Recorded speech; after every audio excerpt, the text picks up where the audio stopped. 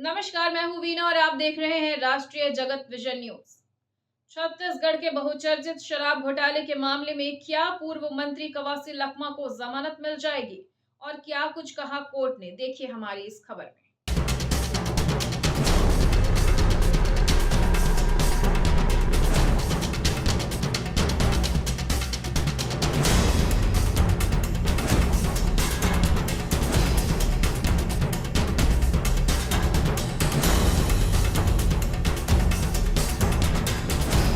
छत्तीसगढ़ के बहुचर्चित शराब घोटाले से जुड़े मामले में पूर्व मंत्री और वर्तमान विधायक कवासी लखमा की जमानत याचिका पर सुप्रीम कोर्ट में 2 दिन पहले सुनवाई हुई।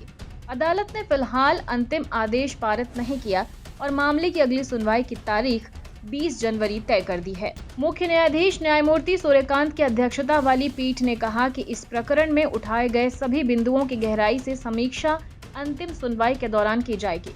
अदालत ने स्पष्ट किया है कि मामले की गंभीरता को देखते हुए हर पहलू पर विस्तार से विचार आवश्यक है।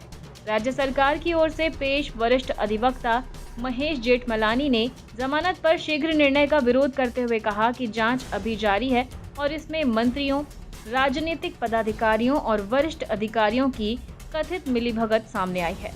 उन्होंने दावा किया है कि इस कथित घोटाले से सरकारी खजाने को भारी नुकसान हुआ है। सुनवाई के दौरान अदालत ने रिकॉर्ड पर मौजूद हलफनामे का उल्लेख करते हुए कहा कि याचिकाकर्ता पर कमीशन के रूप में 64 करोड़ रुपए प्राप्त करने का आरोप है। इनमें से लगभग 4.6 करोड़ रुपए राजनीतिक गतिविधियों और करीब 10 करोड़ रुपए निजी संपत्ति के निर्माण में खर्च किए जाने का दावा किया गया है, जिसमें स्वयं और पुत्र के आवास शामिल बताए गए हैं।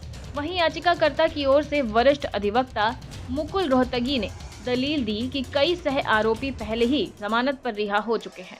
उन्होंने ये भी बताया कि अब तक 1100 से अधिक गवाहों के बयान दर्ज किए जा चुके हैं और 6 आरोप पत्र दाखिल हो चुके हैं।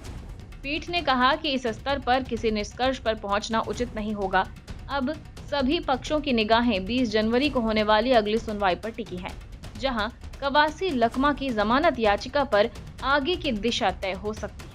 और फिलहाल खबरों में इतना ही। अपडेटेड रहने के लिए हमारे चैनल को सब्सक्राइब कर लीजिए। नई खबरों के नोटिफिकेशन के लिए बेल आइकन जरूर दबाइए। नमस्कार।